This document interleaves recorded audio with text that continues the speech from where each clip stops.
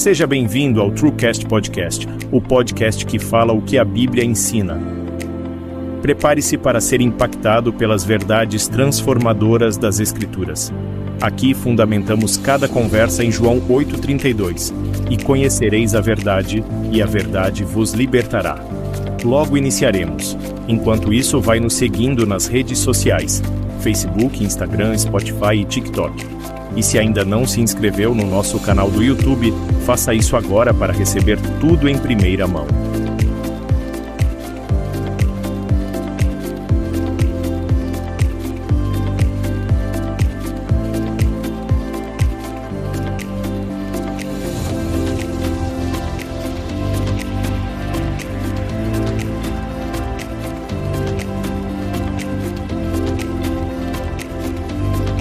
A paz do Senhor Jesus, queridos irmãos, é um prazer mais uma vez estar com todos vocês aqui para que juntos possamos esmiuçar, aprender da palavra de Deus. É muito importante quando nós dedicamos um tempo, a analisar as Sagradas Escrituras. E nesse programa de hoje, estamos aqui com a nossa equipe, o nosso irmão Renato de Andrade e o nosso irmão Ari. Em nome de Jesus, dê um olá para o nosso pessoal.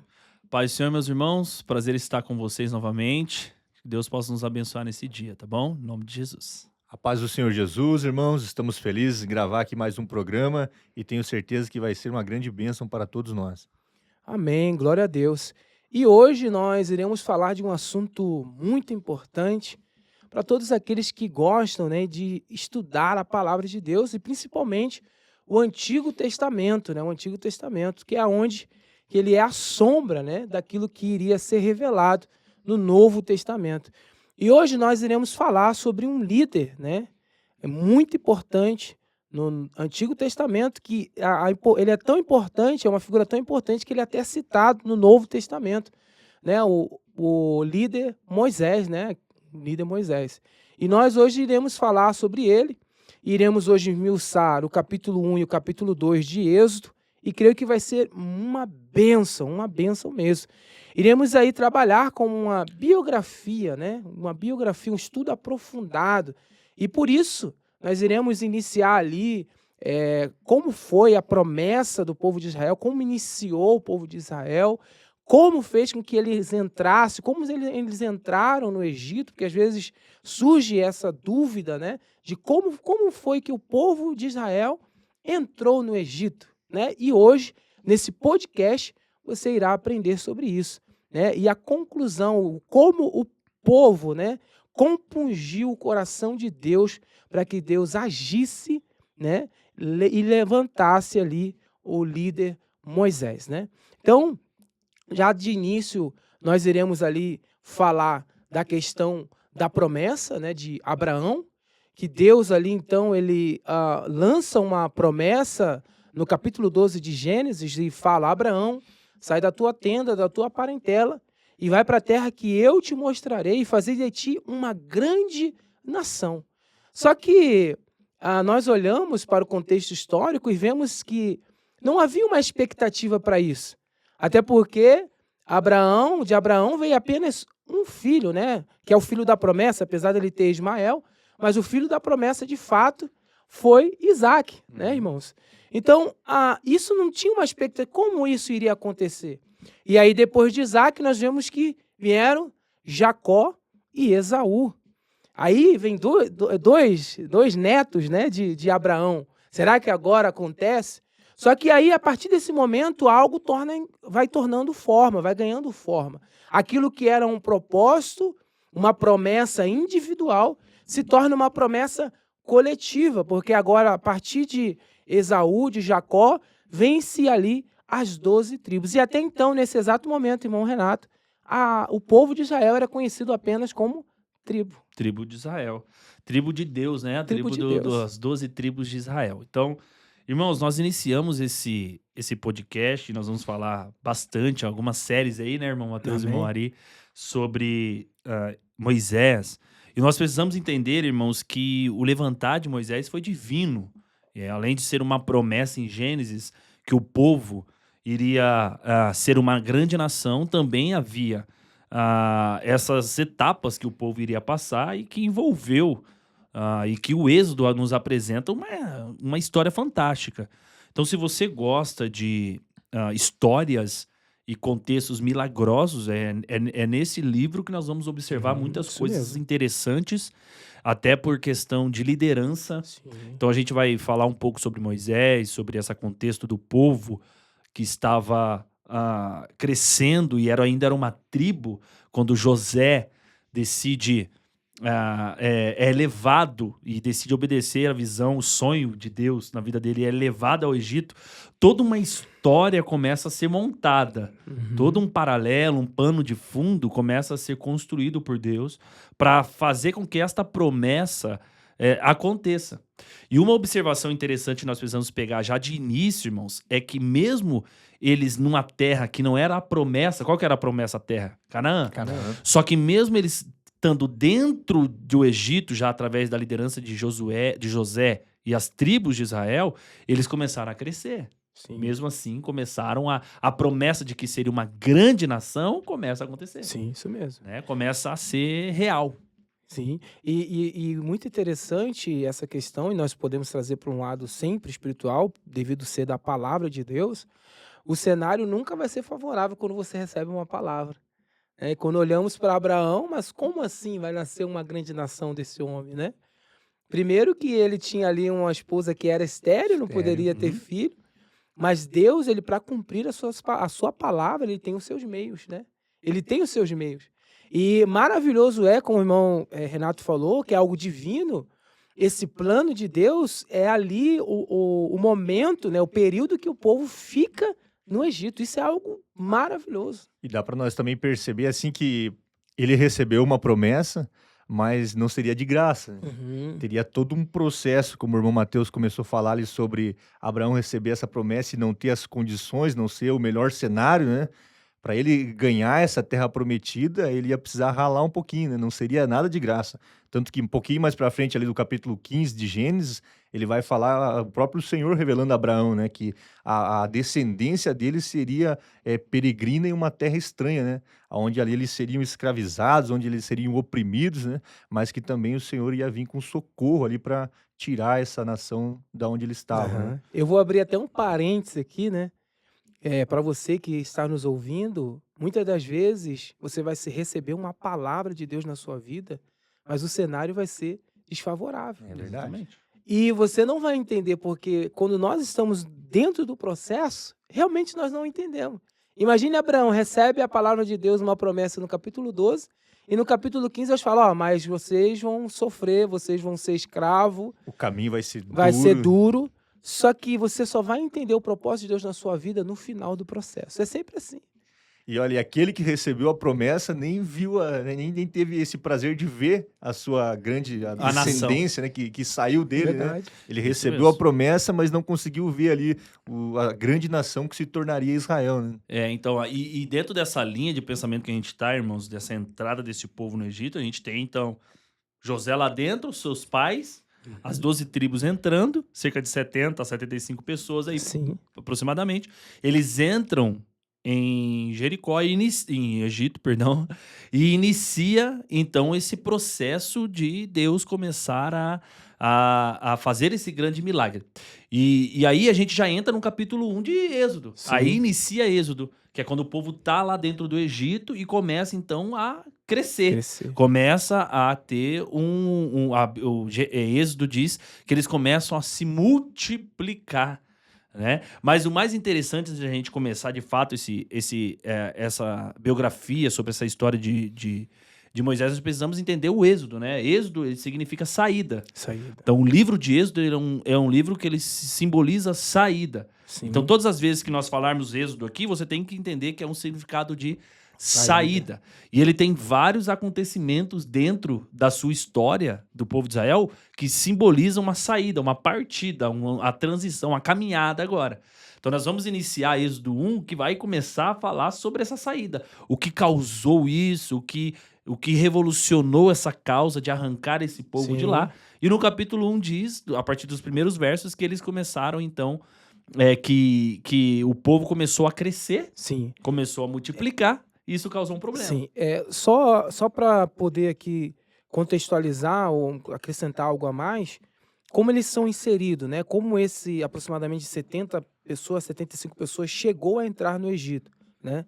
Que às vezes as pessoas podem se perguntar, tá, eles entraram, mas o porquê? Qual foi o motivo? Eles tinham uma promessa, mas como eles chegaram até ali? Isso, como é que foi a razão deles terem chegado no Egito? Então, houve-se um período que o povo passou por muita fome, né? E quem tinha tido essa visão, né? No caso, um sonho, foi José. José teve esse sonho. E aí, dentro desse processo, José tinha ali suas regarias, né? Por ele ser governador do Egito, então ele tinha ali autoridade para tomar algumas decisões. Então, a família dele chega até ele, né, no momento ali, então acontece ali aquele momento triunfal, né, do reencontro, né, da família com José. E aí, quando eles têm esse encontro, eles reconhecem José, então, debaixo da autoridade, da permissão de Faraó, coloca então ali o seu povo, né, que no caso as 12 tribos ali, os seus irmãos, sua família, dentro do Egito, né? Numa terra que era grande, será que comportava? Não, era pequena, né? Uma terra pequena, mas... Então... Quando eles chegaram, era o suficiente, né? Suficiente, mas depois... 75 pessoas, né? Mas aí, conforme começou a cumprir-se a palavra, a promessa de Deus, aquele lugar começou a se tornar pequeno para todos eles, né? E no capítulo 1 diz que eles começaram a se multiplicar, né? Nossa, se a gente for ver, diz que eles... quando você fala de nascer uma criança, você fala que gerou. Sim. E gerou, tal, e o povo começou a gerar criança. Só que o texto... Olha, gente, isso é importante você estudar e ver o significado da palavra.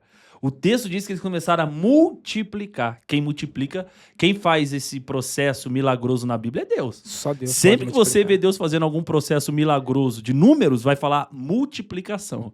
Nossa. E Deus multiplicou o pão, e Deus multiplicou e transformou água em vinho em algo maravilhoso, Jesus. Então sempre é multiplicação. Deixa eu puxar aqui um parênteses que você está falando também, né? Porque você fala que o povo se multiplicou e a Bíblia diz que eles se tornaram um povo forte, né? Aí, tanto que as parteiras, elas testemunham ao faraó, né? Olha, as israelitas não são como as egípcias. Quando nós chegamos lá, eles já deram à luz, já nasceu as crianças, porque se tornaram um povo forte, né? Não era um povo fraco, era um povo forte, né?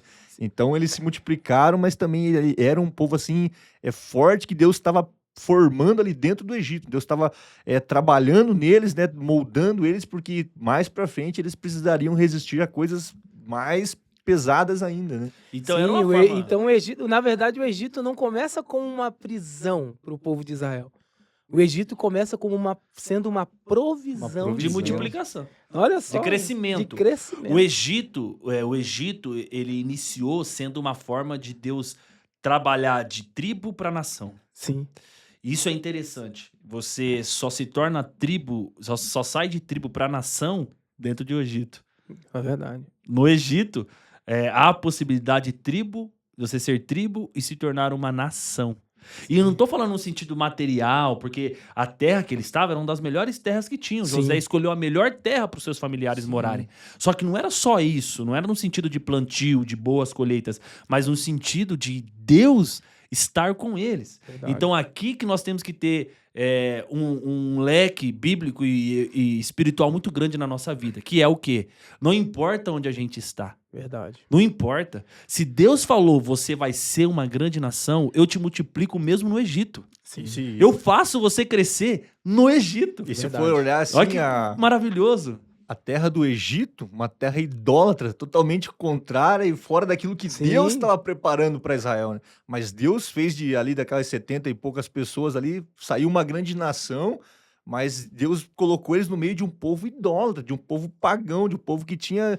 Tudo para eles se tornava um Deus, né? Exatamente. Mas ali dentro eles começaram a crescer. Isso aí. Isso daí nos dá um grande ensinamento. Início dessa história. De que você é capaz de receber a promessa de Deus e crescer em Deus mesmo em lugares que não é o mais apropriado para um servo de Deus estar. Crescer, não é o melhor lugar. O lugar da promessa é uma terra que Deus falou com Abraão, é uma terra especial, mas ainda, enquanto eu não tô lá, não importa. Se eu estou em Deus, eu vou crescer, mesmo estando no Egito, eu vou multiplicar. E tem pessoas que às vezes falam assim, eu vou esperar um bom cenário, eu estar bem para poder fazer algo para Deus. Não. Deus não depende do cenário que nós estamos vivendo para poder agir, para poder fazer, para que a palavra dele seja cumprida. Apenas nós precisamos ter a nossa obediência e total devoção a ele. Exatamente. Se a nossa fé estiver em ação, o cenário é o menos... menos difícil. O problema é menor para que Deus possa agir. E consegue enxergar dentro disso o poder de Deus, né? Consegue enxergar o poder de Deus, porque ele poderia muito bem ter levado Israel direto para Canaã, né? Feito lá uma grande nação e depois vindo e destruído o Egito. Verdade. Mas não, ele fez eles entrar no Egito, num lugar que era fora do contexto que Deus queria para eles. Fora da sua terra. Fora da sua terra, da sua cultura, da sua crença, fez eles crescer ali. E aí ele pega todo aquele povo para levar para a terra prometida. Né? Algo que era muito mais difícil ainda. Você ir com 75 pessoas, nossa, era uma viagem tranquila. Claro que a gente não vai entrar nisso, mas já mostrando o poder que Deus estava querendo mostrar, o seu poder, a sua grandeza ali naquele Egito. Né? E anos depois, um salmista escreveu sobre isso. E ele disse assim, ó, o Salmo 105, verso 24, diz assim, ó, e ele aumentou o seu povo grandemente e o fez mais forte do que os seus inimigos. Estava citando o povo dentro do Egito. Dentro da casa dos seus inimigos. E Deus é assim. Aquilo que é improvável, ele torna provável. Por quê? Verdade. Porque entra um povo pequeno dentro de uma nação. Porque o Egito eles eram grandes. Ele coloca um povinho pequeno, aproximadamente 75, em Gênesis fala 70, em Atos vai falar 75, então vamos botar aproximadamente 75 pessoas. Dentro de uma nação já estabelecida. E esse povo que era pequeno, agora se torna maior e mais forte do que esse povo que já estava estabelecido, que era o faraó, o povo do Egito. Né, para você ver o tamanho da magnitude do nosso Deus. Aquilo que é improvável, ele não continua improvável diante do nosso Deus. Ele se torna possível. Amém. E é isso que Deus faz. É isso que Deus demonstra da entrada do povo no Egito. Às vezes você só lê ali o texto de Êxodo, né? De Gênesis entrou aproximadamente tantas pessoas no Egito e você passa despercebido. Mas quando você para uma análise mais profunda ali do texto, você vê que realmente já era Deus demonstrando seu poder. Seu poder. Né? E a pessoa, isso não existe. Existe, porque Êxodo capítulo 1 inicia com a genealogia daqueles que entraram no Egito. E aí a pessoa fala, você que nunca lê genealogia, você que está ouvindo esse podcast teológico, está aprendendo algumas coisas da palavra, você vai aprender conosco isso também. Você tem que ler genealogia, porque a genealogia é a principal prova de que aquela história que você vai ler depois da genealogia realmente existiu, realmente aconteceu. Porque se tem nome de cada uma das suas gerações daquela história que você vai ler, é sinal que aquela história realmente é verídica. Então Deus estava dizendo, eu estou colocando a genealogia no primeiro capítulo para provar para vocês que esse povo existiu. Verdade. Que o que aconteceu no Êxodo foi verdade. Que existiu povo com nomes específicos que entrou numa terra e era bem pouco, mas eu tirei milhões de lá. Não era e também para lembrar que não era qualquer povo, né? Não. Era descendentes de Abraão, né? Que era quem tinha tá lá, lê a genealogia lá, os nomes seguidos. Sim. Entendeu? Aí você vê o tamanho da magnitude do nosso Deus. Então, você que está nos ouvindo, se você tiver um problema que precisa ser solucionado, se você estiver passando por uma circunstância difícil aos seus olhos, improvável aos seus olhos, se você confiar na palavra dele, pode ter certeza que ele vai realizar e vai concretizar na sua vida. E não fique orando contra o Egito na sua vida. Isso mesmo. Porque assim, o que nós temos que aprender? Quanto mais o Egito se opõe a você, é sinal que você está crescendo. Sim. Quanto mais o Egito te abraça, é sinal que você está diminuindo. É sinal que você não tem ministério. Porque quando o Egito abraçava nosso irmão Moisés, ele não tinha ministério ainda. Verdade. Quando o Egito perseguiu Moisés, ele tinha ministério. Forte, hein? Quando ele era a favor do Egito, ele não era Moisés. É verdade. Ele era alguém simples. Não era líder. Quando ele se tornou líder, o Egito diz, agora nós vamos te matar. Te perseguir, né? Você tá a favor deles? Então agora a gente te mata. Foi o que aconteceu com o povo, né? Eles cresceram, incomodaram, né? Aí começaram a ser oprimidos. Exatamente, porque... Não, sim, e o povo desculpa te cortar, mas o povo do Egito, quando olhava para o povo de Israel, olhava. esse daí é de um Deus diferente do meu. E o Deus estava fazendo com que eles se prosperassem na terra que era deles. Eles não faziam sacrifício que o Egito fazia. Não fazia nada que o egípcio fazia. E mesmo assim era maior, mais forte, como o salmo que a gente leu, e multiplicava muito mais. Ou seja, se o exército do Egito tinha... O Egito tinha um exército grande, o Israel tinha muito mais. Muito mais. Nossa, agora tinha muito mais gente. Você tocou numa questão que a gente pode trazer para os nossos dias, né? Se o mundo tá tranquilo com você, é sinal que você não tá incomodando em nada. É sinal que você não tá crescendo. Sinal que você não tá crescendo.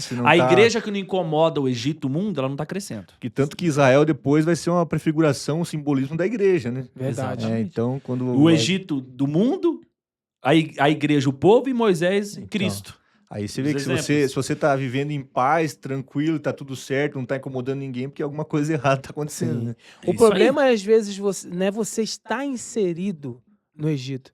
O problema é você estar inserido, que eu digo ali, estando ali, como nós, vivendo. O problema não é esse. Não. Até porque o Egito foi provisão para o povo de Israel no início. A questão é você viver de acordo com o Egito. Use o Egito. Esse é o problema. Use o Egito. Ah, mas eu vou usar... Sim, use o Egito para você se tornar de tribo uma nação. Isso mesmo. De fraco, forte. De... um povo, mais um povo que mora na nossa terra para um povo que nos incomoda na nossa terra. A igreja, ela sempre incomodou. Sim. Os profetas sempre incomodaram. Hoje, os profetas viraram TikTok, dançarino. Hoje, a igreja virou TikTok, virou um negócio legal. Quando a igreja é legal pro mundo, pro Egito, algo tá errado. A igreja mora no mesmo território que o Egito, Israel, mas ela precisa incomodar o príncipe do Egito e todo o Egito. É verdade. Tem que incomodar de algum jeito. O Egito hoje diz que você pode fazer tatuagem até dentro da igreja. Israel tá dentro do Egito dizendo, não, nós não servimos seu Deus. Isso mesmo. Nós não fazemos igual. Aí, desse jeito, começa a incomodar o Egito. Dizer, não, peraí. Mas a nossa adoração é fazendo tatuagem. Mas o Israel vai dizer, não, a nossa não é. A nossa é diferente. A nossa é diferente. Nós somos um povo diferente. É, isso aí. E acredito que um dos pontos mais importantes dentro disso que você está falando é que nós não precisamos ser igual a eles para crescer, né? Exato. E aí? Pode crescer. Eita, é isso aí. Pode crescer guardando os ensinamentos do Senhor, né? Exatamente. Não precisa ser igual para crescer, né? Exatamente. Rapaz, você não precisa se assemelhar ao Egito para crescer. Sim. Eu entrei no ambiente, mas não me moldei ao ambiente. Faço parte dele. Não faço parte dele. Porque os 75 ali, 75 aproximadamente, entraram no Egito, mas continuaram com suas mesmas características. Seus costumes. A sua fé. Perfeito. Continuaram com a sua fé, continuaram fazendo os seus sacrifícios. Tudo. E eles continuaram acreditando na promessa de Deus, né? Porque aí vai falar... Mais pra frente, depois a gente vai ver. Então, assim, você sai de Canaã por um momento, isso pode acontecer na nossa vida espiritual. Sim. Você sai de Canaã, sai ali da terra prometida e é levado ao Egito, você viaja pro Egito, caminha no Egito, mas você desmonta o altar e leva o altar contigo. Sim. Você monta dentro do Egito o seu lugar de adoração, o seu lugar de sacrifício, o seu lugar de louvor. Você leva seu costume que você fazia na terra santa, na terra separada, você faz na terra que não é separada. Sim. Porque o que vale para você não é a terra, é o Deus que está contigo. O que vale não é a localização, não é geograficamente, mas o Deus que está contigo. Porque Deus santifica o lugar. Ele olhou para Moisés e disse, tira a sandália que o lugar é santo, porque eu tô. Sim. Tô aqui. É como se nós, quando nascemos, né, na nossa origem, nosso nascimento ali humano, né, nós somos convidados a estar nessa terra, aí nós recebemos a proteção dessa terra, os favorecimentos que essa terra tem para nos oferecer, mas nós não somos moldados por ela. Exatamente. É isso que aconteceu. O povo de Israel começou a nascer, a ganhar forma dentro de um ambiente. Vocês serão peregrinos, forasteiros, vocês não pertencem, vocês só estão ali por uma passagem, é só um tempo. E é isso que nós temos que tomar posse. O povo de Cristo, nós somos peregrinos nessa terra. É como o irmão Renato falou muito bem. Como nós somos peregrinos, nós não aderimos os costumes dessa terra. Eu não vou me prostrar diante dos ídolos dessa terra. Eu não vou me vender por causa dos ídolos desta terra. Por quê? Porque eu estou aqui, mas eu não pertenço aqui. tem uma Canaã preparada para mim. Exatamente. Tem uma Canaã reservada para mim e para você. Nós não pertencemos a essa. E agora a pergunta que fica é que às vezes a pessoa fala, mas a igreja está crescendo. A minha pergunta é, ela está crescendo como tribo ou ela está crescendo de sair de tribo e se tornando uma nação de Deus? Ela está crescendo como Jacó ou crescendo como Israel? Porque hoje está crescendo só Jacó. Aquele Jacó antigo, eu tô falando. Aquele antes do encontro. Homem, né? Antes do manco. Jacó manco. O Jacó manco era de Deus. O que não era manco, meu filho, era complicado. Porque a pessoa fala, a igreja estão crescendo. Estão crescendo cheio de Egito. Estão crescendo porque está imitando o Egito. Estão crescendo porque está fazendo o que o Egito faz. E as pessoas não tá tendo diferença hoje de igreja, de povo de Deus para o Egito. Sim. Tem que haver uma diferença. Tem que haver uma nação diferente. Ele diz, vós sois povo eleito, sacerdócio real, nação santa. Tem um ensinamento que eu aprendi um tempo atrás, que a pessoa perguntou assim, o que é santidade para você? O que você faz com a santidade? E aí eu fiquei em silêncio, né? E pensei, poxa, a santidade é para me aproximar de Deus também. Ela faz parte da sua aproximação com Deus. Mas santidade, ela vale para o seu dia a dia. Para a sua vida fora da igreja. É ali que a sua santidade é testada. É no Egito que a santidade é testada. É verdade. É no Egito. Mas algo interessante que eu estava pensando aqui agora, meus amigos aqui podem me ajudar, você que está nos assistindo, mas você tocou num ponto interessante. As igrejas estão crescendo, mas como é que elas estão crescendo? Elas estão crescendo uma nação ou uma tribo, né? O Jacó antigo. Agora, o meu raciocínio me levou ao povo de Israel. Eles cresceram somente embasado ali nos israelitas ou teve uma mistura do Egito? Esses 3 milhões de pessoas que depois saem israelitas puro ou saem uma mistura do Egito com os israelitas? Eu creio que não. Mistura porque é meio eles difícil. Preservaram. Pela preservação da cultura. E era uma ordenança de Deus para eles. Então, as 3 milhões de almas saíram ali descendentes de Israel. Então, eles entraram, de fato, não para se misturar, mas para crescer diante do propósito e da vontade de Deus. Até pelo costume egípcio também, né? Tem aquela questão de cabelo, que o egípcio tinha algum sério problema. Então, tinha uma divisão entre o Israel, o povo israelita, e o povo egípcio. Dos egípcios e dos israelitas. Sim, de não se misturarem. Então, realmente, não houve mistura. Não houve mistura. Então, esse é o propósito. Então, em todo o cenário, Deus sempre mostrou que nós sempre vamos ser um povo separado. Em todos os aspectos. E essa separação traz crescimento. E o crescimento traz problema. Sim. E é aí que a gente pode entrar agora nesse ponto. Porque ponto, né? O crescimento, ele é bom. Igual agora, nosso podcast. Estamos crescendo, vamos avançar. Mas ele é bom por um lado e ele tem os seus malefícios do outro, que desafios, né? Responsabilidades, desafios, respeito. A gente vai ter um público, a gente vai ter que responder a este público. Então, tudo tem sua responsabilidade, seu benefício e sua responsabilidade.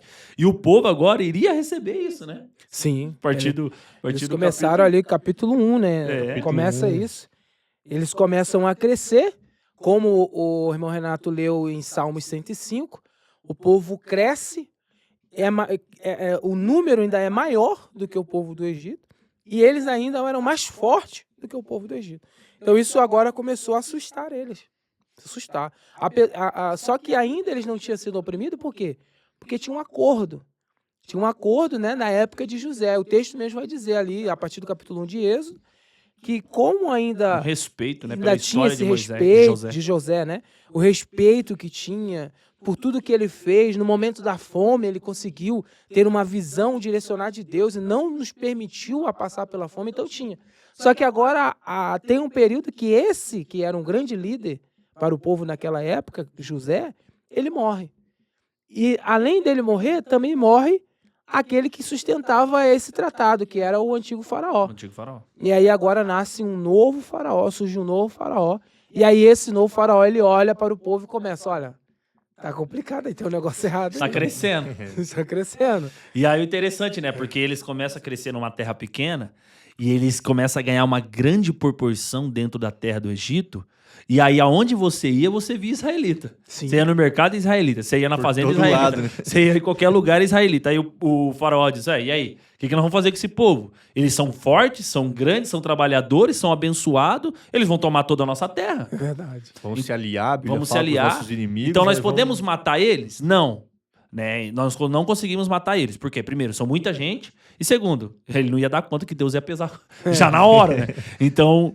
sabiamente ou guiado por uma ação divina também, uma razão, ele então começa a ideia, vamos oprimi-los. Vamos escravizá-los, para que a escravidão, o muito do trabalhar, regrida o crescimento deste povo. Só que a Bíblia diz que Deus começa a multiplicar ainda mais o povo. Quanto mais ele batia, mais crescia. Mais multiplicava. Gente, Êxodo é tão... uma história tão sublime, o livro de Êxodo, que ele, na escravidão, já é fantástica. Os milagres de Deus já começam na escravidão. Porque mesmo um povo escravo cresce. Onde se viu escravo crescer, gente? Multiplicar, avançar, ser mais forte do que aquele que escraviza. Tem como. Como que um escravo vai ameaçar o seu senhor? O povo tinha esse espírito de ameaça contra o Egito. De medo de que o Egito ficasse... Poxa, a qualquer momento esse povo possa se rebelar e conquistar tudo aqui. Sim, esse é o pavor, né? Então aí agora o cenário se tornou diferente. O lugar que era um lugar de proteção, agora se torna um lugar de opressão. Escravidão. Se torna um lugar hostil para o povo de Israel, né? Porque agora eles começam a ser oprimidos, começam a ser perseguidos. Aí você vai ver ali que o rei começa a colocar alguns encargos sobre eles, pesados. Né? Começa a colocar eles para trabalhar nas construções, começa a colocar eles para construir com tijolos, coisas pesadas, né? E aí a gente olha para o outro lado, né?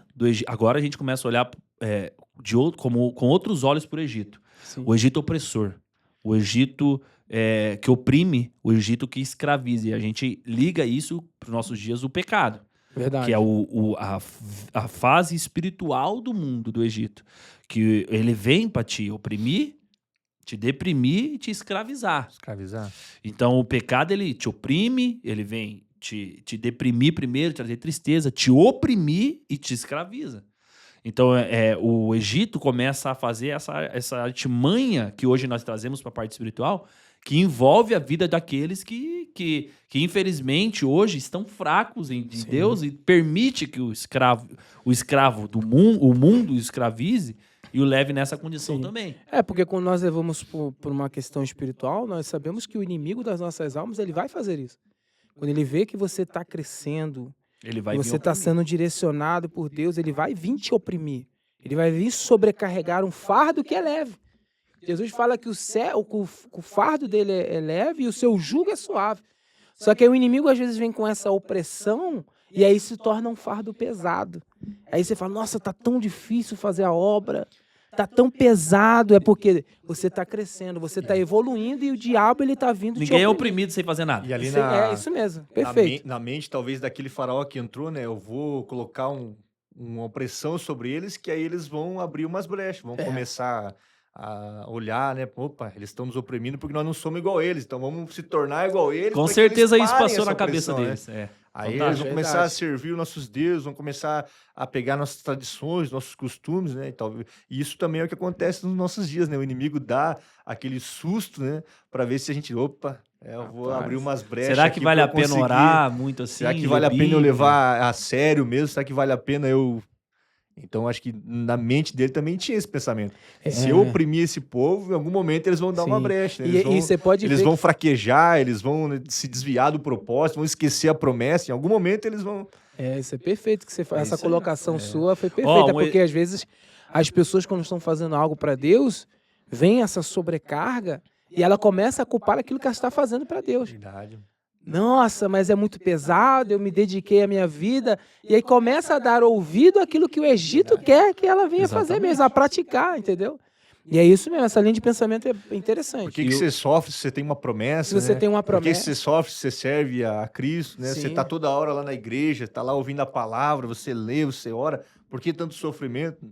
E Deus estava moldando aquele povo ali. O Egito era para eles um lugar onde Deus estava trabalhando eles também, né? Para fazer um povo forte, seria um povo que... E a gente tem que entender, tem uma história de uma igreja pequena na Alemanha, bem pequenininha, uma igreja de madeira, na época de Hitler, que Hitler oprimia o judeu, oprimia o povo cristão também.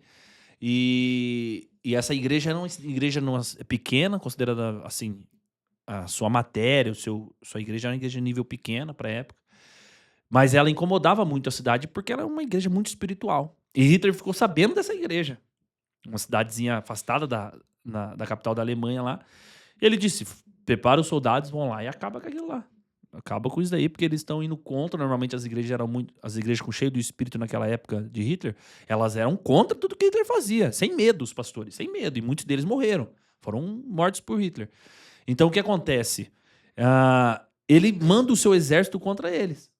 Mandou tanque de guerra, mandou muita coisa para ir contra essa igreja. Tem relatos de livros sobre isso. E quando o exército de Hitler estava a caminho dessa pequena cidade, o povo soube. A pequena igreja soube disso e começou a orar. Ou seja, Hitler estava indo oprimir e eles falaram, não vamos aceitar a opressão de Hitler. Vamos continuar da mesma maneira que a gente é. E eles tinham tudo para dizer, não, nós aceitamos sua autoridade, Hitler. Porque imagine mandar carros de guerra, mandar tanques de guerra para te destruir. E o povo continuou orando e disse que eles começaram a levantar um período de oração muito forte. Quando, de repente, começou a esfriar, alguns dias da semana esfriar, a viagem era longa, esfriar, e nevou, começou a nevar. Era uma época de muito frio, começou a nevar. E os tanques e os carros de guerra e exército de Hitler ficou travado no meio da neve. Entre o translado lá da cidade que Hitler estava até a cidadezinha pequena, não tinha mais como acessar aquela cidade, por causa de tanta neve que caiu. Ou seja, Hitler não conseguiu acessar a cidade para destruir aquela igreja, matar aqueles fiéis e acabar com isso. Por quê? Porque havia um povo que não aceitou a opressão, por mais forte que era, e real. Sim, eles não aceitaram. Então, muitas vezes a opressão vem para confirmar que Deus está contigo. E Deus permite a opressão vir. Agora, abrir brecha, aí depende de nós. Aceitar, aí depende de nós. Israel não aceitou. Verdade. Israel continuou crendo, crescendo, multiplicando, avançando, e é isso. Muitas vezes você vai estar fazendo certo e vai levantar espíritos de Hitler para querer te oprimir. Sim, mandar tanque de guerra, mandar tudo contra você. Aí você tem que se apegar à promessa. A promessa. Tem que se apegar à palavra de Deus. Tem que se oração. apegar que Deus está com você ali, que não vai deixar sozinho. Né? Porque o próprio Jesus fala, no mundo vocês terem uma aflição. Né? Sim. Mas tem de bom ânimo. E aí é mesmo, se encaixa agora num contexto mais espiritual para nós hoje, né? Exatamente. Olhando ali para o povo no Egito e para nossa condição hoje. E a Bíblia ela é repleta de promessas, né? Que se nós tivermos uma vida pautada na obediência, na palavra de Deus, a Bíblia diz que Ele estaria conosco todos os dias até a consumação do século. Exatamente. Então, independente do cenário, das circunstâncias, se eu estiver com a vida firmada nele, confiando nas promessas dele, Ele vai estar conosco, guiando os nossos passos, nos direcionando. E aí, o faraó, então, começa a oprimir. A primeira fase é oprimir o povo, fazer ele se tornar escravo. E aí ele entra na segunda fase, né? Que a segunda fase é começar, então, a matar os primogênitos. Que é quando a gente chega perto de Moisés já, no contexto histórico. Então, ele começa a matar os primogênitos, e aqui é importante a gente entender isso. Porque daí, olha que coisa, né, irmãos? O inimigo, o faraó, o príncipe do Egito, ele é muito calculista. Porque ele começou a pensar, como eu faço para parar esse povo? Se eu não posso matar eles de uma vez... Então, a única forma é matar os homens. Então, vamos matar todo bebê que nascer do sexo masculino.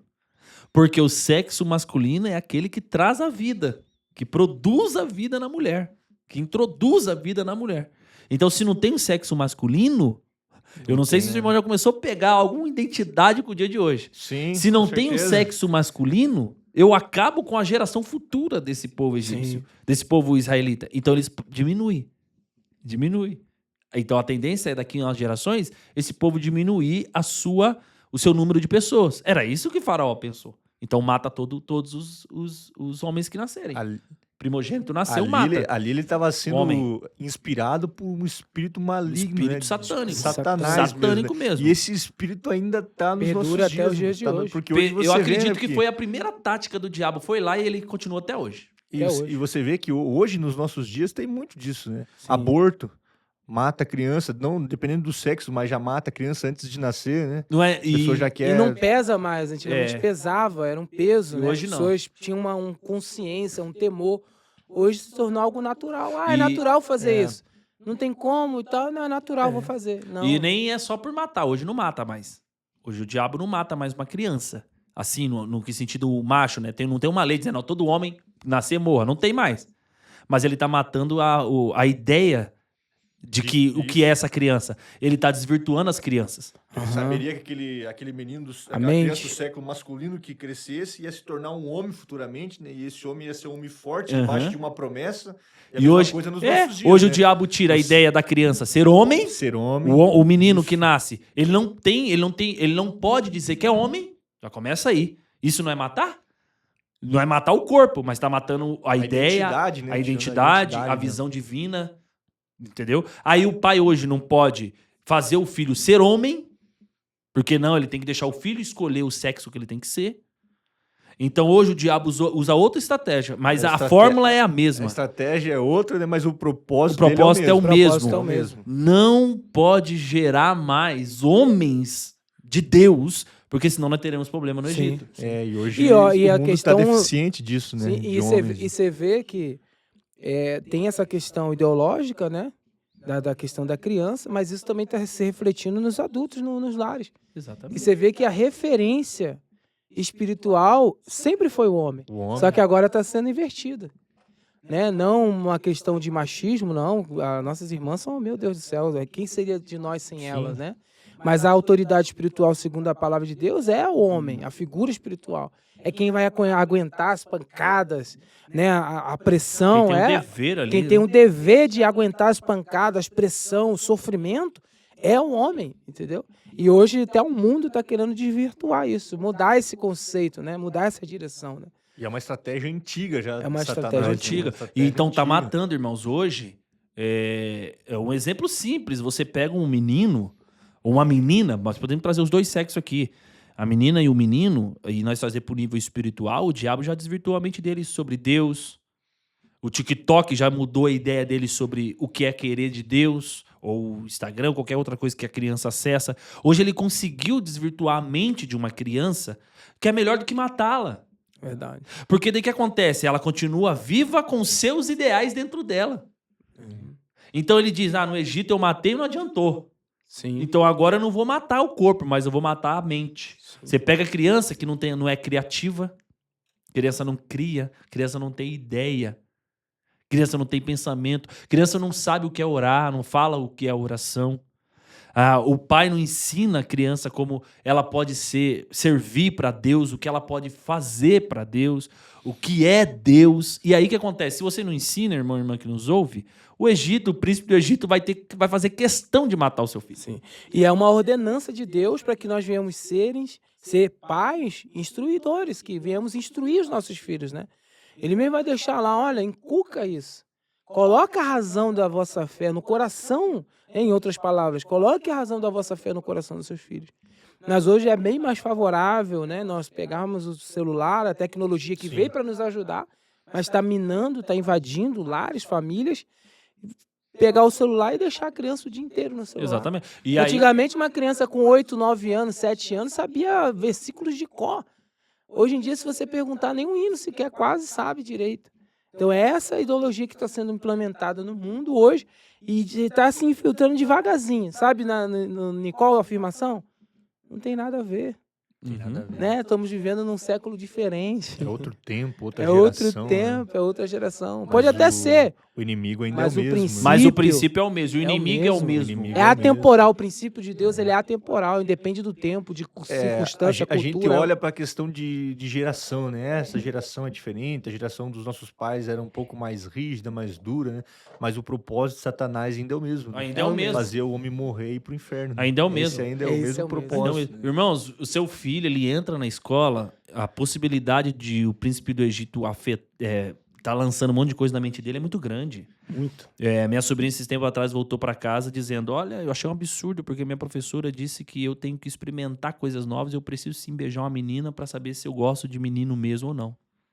Entendeu? Então, literalmente, essa professora sendo usada pelo inimigo para desvirtuar a mente de uma menina cristã que cresceu na igreja, está aprendendo as coisas de Deus ainda, é um adolescente, a querer experimentar algo que Deus não colocou para ela experimentar isso. Sim. Então isso é literalmente um ensinamento fora do padrão bíblico e de Deus. E então, se é fora do padrão bíblico e de Deus, é a implantação do Egito, é a implantação de inimigo. E o professor tem culpa da ideologia dele que sem Deus? Não, ele tem a fé dele. Agora, o pai tem a obrigação de cuidar do seu filho, porque o Egito vai investir no seu filho. Ei, mas nunca, no caso, nunca não, né? Porque agora sim, mas antes, nos antigos, nunca precisou ser ensinado para uma criança o que é ser homem. Exatamente. O que é ser mulher. Isso era algo natural. Mas agora eu preciso agora fazer isso? Porque o jogo... Porque a ideologia, o jogo mudou. O jogo do inimigo hoje é essa. No Egito ele matou a criança. Literalmente. Faca. Mata. Corpo. Hoje ele não mata o corpo. Tá matando a mente, a identidade de homem e de mulher. E infelizmente nós como cristãos temos que ler o que está acontecendo de forma espiritual. Cenário, né? E saber que nós não estamos no Egito antigo, mas estamos no Egito atual. Mas, e o nosso Egito atual é muito perigoso. perigoso. Se você for ver, as estratégias ainda continuam parecidas, porque quando se fala nesse assunto, quando se toca nesse assunto, o Egito, o inimigo, ele se sente ameaçado, porque alguém pode ser liberto, alguém pode ouvir a palavra, alguém pode entender, pode ser liberto. O que ele faz? Não, te oprime. Você é homofóbico. Te oprime. Você é isso. Você é preconceituoso, né? Ele começa a te oprimir. Já não com a escravidão daquela época, mas agora com uma escravidão moral, né? Tentando colocar sobre você ali isso, travar a sua boca. E o problema é que a igreja está aceitando isso. A igreja tá... Isso é muito sério, irmãos. A gente precisa usar nosso podcast para falar disso. A igreja, as pessoas hoje dentro da igreja, elas estão aceitando o Egito oprimir ela para não perder like. Para dizer, não podemos ser cancelados. Irmãos, que o inferno e a terra cancelem nós. E você chegue no céu, bata teu dedo e entre. Isso é o mais importante para você. Que a terra e o Egito cancelem você todo dia. Sim. Todo dia. Todo dia cancele. Eu mesmo, eu mesmo na rede social, querer me cancelar, cancele eu todo dia. Se eu tiver que falar algo de Deus e sério, e te bater, meu querido, e te fazer acordar, que seja, me cancele. Mas que quando eu chegar no céu, Deus dizer, meu filho, parabéns. E também por aquela... Entendeu? É o que assim, vale. Nem todo mundo vai concordar com aquilo que nós falamos Exato. aqui. Nem todo mundo está de acordo com aquilo que nós falamos Sim. aqui. Mas também essa palavra aqui é para despertar os israelitas que têm promessa, né? Exato. Aquele povo que tem a promessa, aquele povo que vive segundo a fé, né? Talvez pro Egito isso aqui nós estamos fazendo não é nada, só não mais... presta. Mas para você que está aí na fé, que você que faz parte, né, do corpo de Cristo, que tem a promessa, né? Isso aqui é para alertar você, que é você que tem que inculcar na sua cabeça, na cabeça do seu filho, os mandamentos do Senhor. Né? É Sim. você que tem que moldar. Como que nós vamos mudar o Egito? Primeiramente, mudando dentro da nossa casa, os nossos pequenos, né, nossas crianças, né, instruindo eles no caminho que eles precisam ser instruídos. Sendo se você instruir seu filho com inconstância, ele vai ser inconstante no caminho. E o que você tem que fazer com o Egito? É o reflexo. Exatamente. Né? Você tem que fazer o que com o Egito? O que Joquebede fez. O que Joquebede fez? Escondeu o menino do Egito. É isso mesmo. Esconde. Proteja, né? Proteção. Esconda o seu filho do Egito. Proteção. Esconda a sua vida. Vamos trazer para nós também sua vida espiritual do Egito. Esconda. Esconda seu ideal do Egito, sua identidade do Egito. Esconda. Porque o Egito sempre vai querer matar você. E nesse tempo que você estiver escondendo, é importante você estar alimentando com as coisas de Deus. Porque vai ter um momento que ele vai ter que estar no Egito. Sim. Só que quando ele estiver no Egito, ele vai estar bem firmado. Exatamente. Nos ensinamentos. Sim. Porque não tem como. Você vai esconder ele por um período. Foi o que aconteceu, né? Foi o que aconteceu com Moisés. Vamos lá, né? Vamos chegar lá. Isso aí. A história, você esconde ele por um período, mas tem uma hora que ele vai sair. Mas ele sai preparado. Tem que sair preparado. Sai abençoado. Sim. Sai guiado por Deus. Todos os seus passos serão guiados por Deus. Sai protegido. Então essa é a questão. Porque o que adianta eu guardar, mas não instruir, não ensinar. Não ter um amparo, né? Um amparo sobre a tua fé, sobre a razão, né, de nós crermos em Cristo Jesus como o nosso único e suficiente Salvador. Não há. Então é isso que nós precisamos fazer. E aí entra o período da escravidão, irmãos, na história deles, e inicia então no capítulo 2 a nos mostrar Moisés agora nascendo. Como foi o seu nascimento. Então nós temos aí como ideal os pais dele, né? Que são, a Bíblia apresenta em outros textos, eu acho que a expressão é isso, né? Se eu não me engano. e Joquebede, o pai de Moisés, chamado Anrã, e Joquebede, o nome da mãe. Segundo os costumes históricos, irmãos... Só para... Anrão. Anrão, perdão, tá? Anrão, isso aí, obrigado pela expressão correta. Anrão e Joquebede. Segundo os costumes e alguns pontos históricos, Joquebede era parente de Anrão. Alguns afirmam dizendo ser tia de Anrão. E aí, vamos esclarecer que algumas pessoas podem perguntar, mas podia alguém do mesmo sangue se casar? Podia, porque até então não existia leis morais sendo escritas, porque quem escreveu as leis morais? Moisés. Então, Moisés nem nascido havia ainda. Sim. Então, se não havia lei, não havia o julgamento, não havia o pecado, porque a lei quem julga o pecado, quem julga o erro. Então, se não havia isso, eles eram inocentes até então. Sim. É o nosso tutor, a lei é nosso tutor. Isso aí. Então, Joquebede se casa com Anrão e gera 2 filhos, tá bom? Que é Arão e... Moisés. Arão e a sua irmã Miriam. Não, Miriam, desculpa. E algumas pessoas também perguntam, que a gente precisa esclarecer aqui. Mas então por que Arão não morreu? Arão, segundo alguns costumes e histórias também, algumas pesquisas, ele tinha 3 anos de idade mais velho do que Moisés. Então, quando saiu a lei de Faraó, o decreto dizendo mate todo homem que nascer, Arão já tinha aproximadamente 2 anos e alguma coisa, quase 3 anos. Então, Arão já estava crescido, então eles não iam matar ele, até porque ele já não era mais recém-nascido, né? Só matava o que acabou de nascer.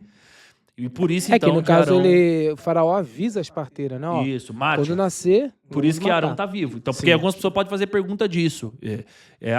Mas como é que vocês falam que ele tá fora do contexto isso? Normalmente aquele que não acredita, né? Uhum. Tá fora, então não tá fora de contexto. Arão é irmão, sim, de Moisés, só que ele é mais velho, né? 3 anos mais velho. Então, a história diz que nasce Moisés. Sim. E a Bíblia diz que Moisés era bonito aos olhos... Formoso aos olhos de sua mãe. Na tradição e na linguagem histórica, eles têm por tradição dizer que Moisés... Não é que Moisés era bonito de formosura, irmãos, de beleza. Mas Moisés era bonito porque a mãe viu algo divino em Moisés. Algo de Deus, e que Deus tinha um plano para aquele bebê. Então decide escondê-lo por um tempo. Então isso é interessante. Lá em Atos capítulo 7, quando Estevão está pregando, Estevão cita isso. Dizendo no capítulo 7 que Joquebede viu algo extraordinário do Senhor em Moisés. Olha da Bíblia King James diz isso. Que Joquebede viu algo extraordinário em Moisés da parte do Senhor. Não é só uma beleza física, era algo divino. Algo divino.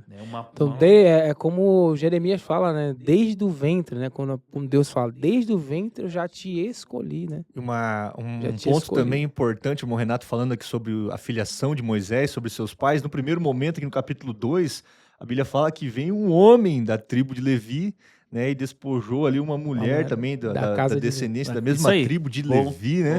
E eles tiveram filhos. Se você for olhar, esse cenário agora era o cenário que o faraó tinha ordenado, que deveriam matar os meninos, lançá-los no Nilo, né, para que só vivessem as meninas. Então, nesse cenário aqui também aparece uma tribo que futuramente vai despontar aí vamos dizer assim... Ministerialmente, na vontade de Deus, né? Porque foram um homem e uma mulher muito corajoso no momento que o povo estava sendo oprimido, né? Tinha que ter muita fé em Deus para acreditar que eles sabiam, o irmão Renato colocou ali, né?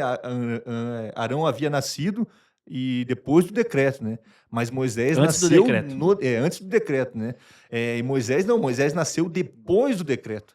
Então, Anrão e Joquebede, eles já sabiam que se nascesse menino, ia morrer. Se nascesse menino, tinha muitas... Só que esse povo aqui, essa tribo dos levitas, né? Eles tinham algo diferenciado. Pertence ao Materialmente, a gente vai ver isso aqui. Uma dependência de Deus. Aí mostra que eles estavam dependendo totalmente de Deus. Não, Faraó deu a lei. Faraó disse, vai morrer. Sim. Mas nós confiamos na promessa que Abraão recebeu, que de nós vai sair uma grande nação. Então nós vamos continuar gerando filhos, porque Deus vai cuidar dos nossos filhos, né? E a gente vê isso aqui através desse casal, né? Sim.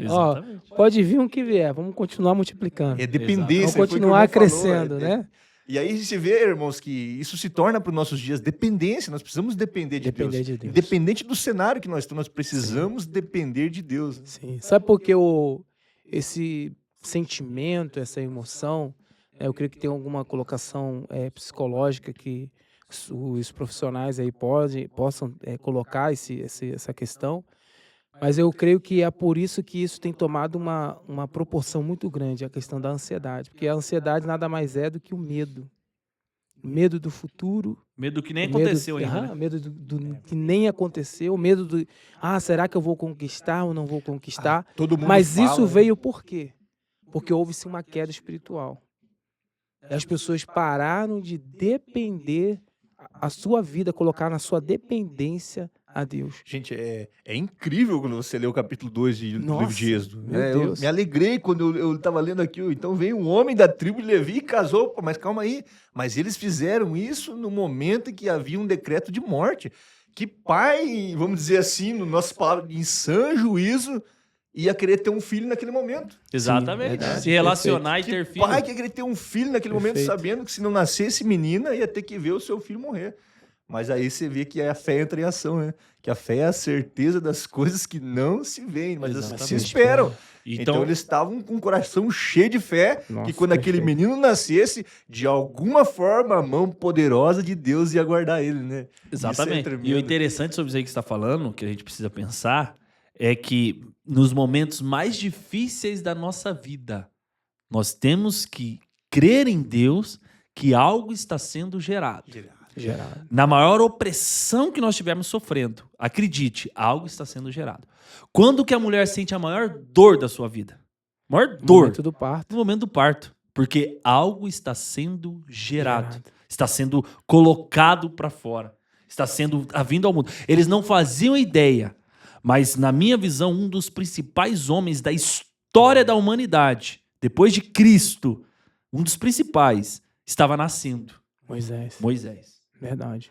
O homem que estabeleceu leis, o homem que libertou um povo, o homem que ensinou o povo a ter comunhão com Deus, como chegar até Deus.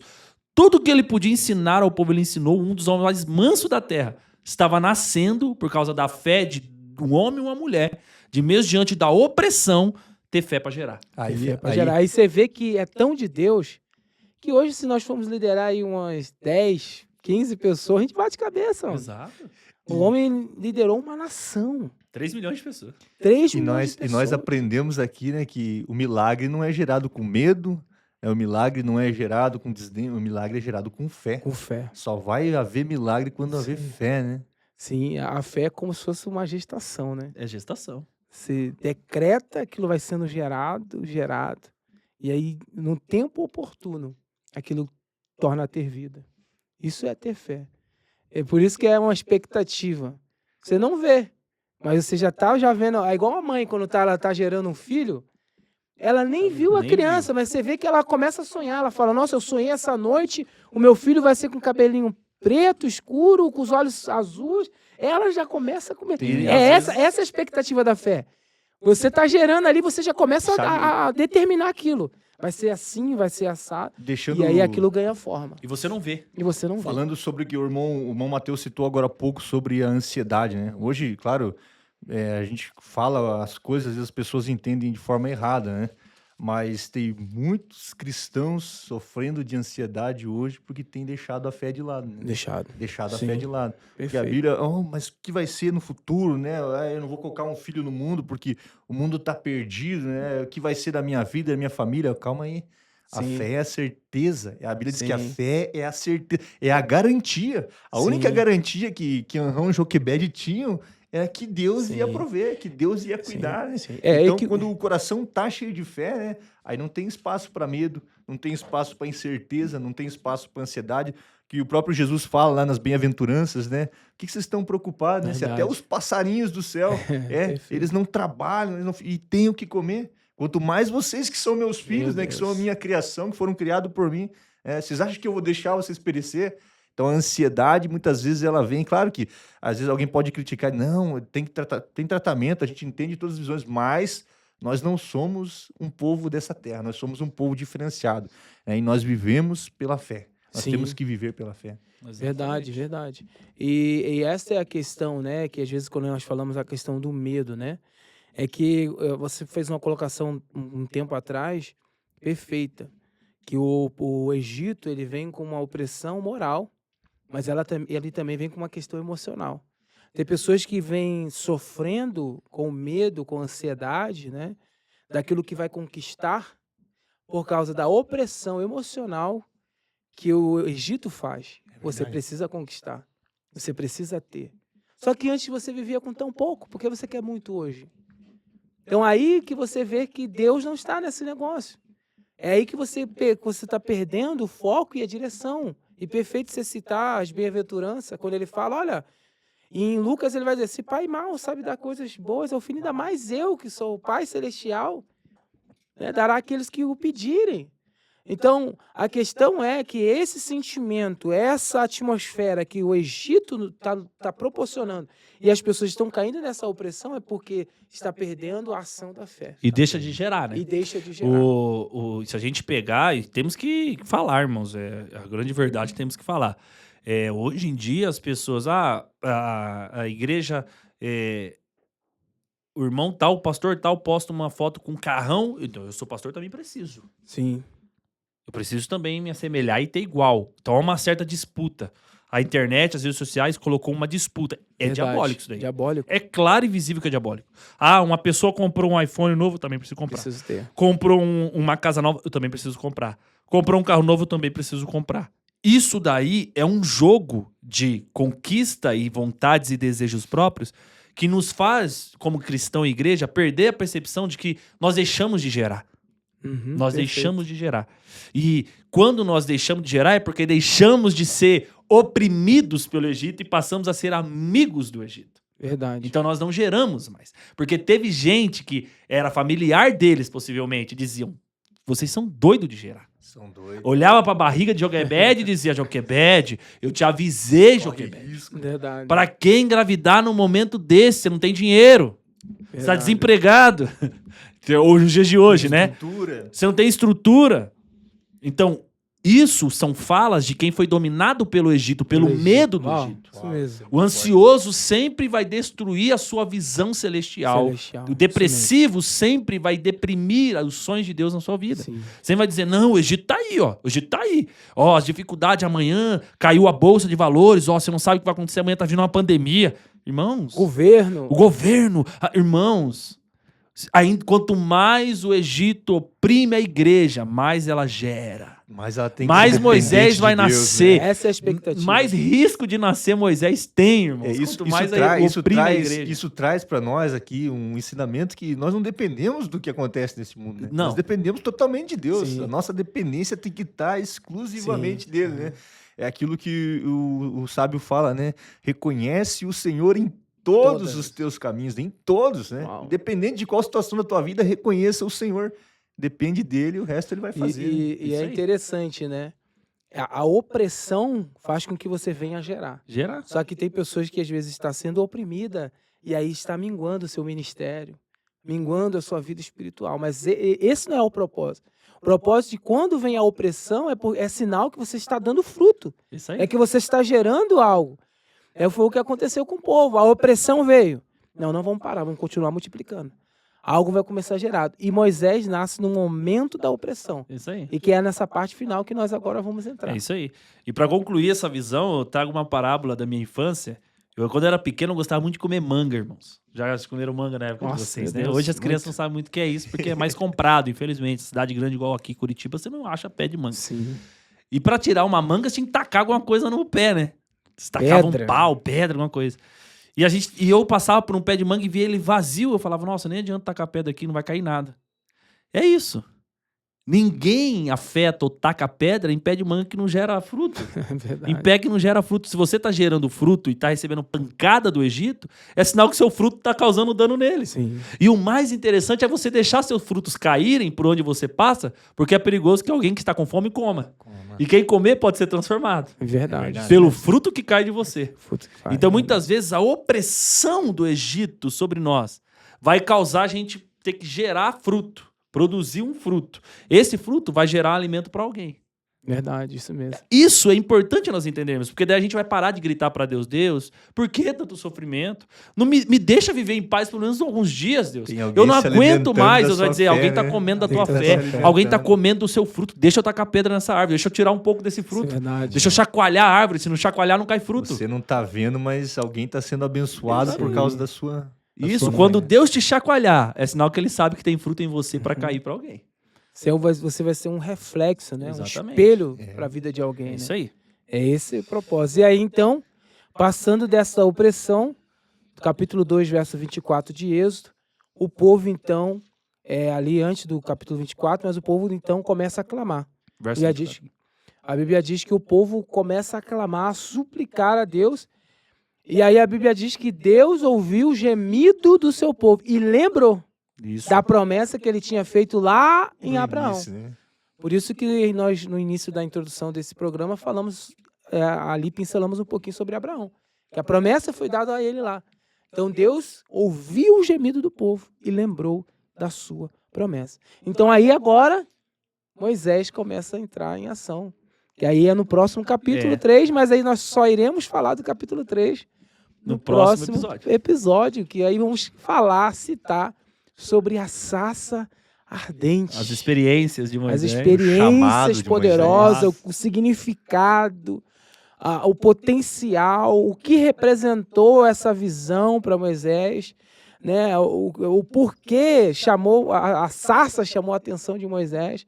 Tudo isso nós iremos, né, pessoal, ver no próximo programa. Mas eu queria, todas as vezes nós fazemos isso, e creio que no livro de Êxodo nós podemos trazer uma reflexão e uma palavra de direcionamento. Nesses primeiros 2 capítulos que nós vimos em Êxodo, lançar para aqueles que nós estamos nos ouvindo.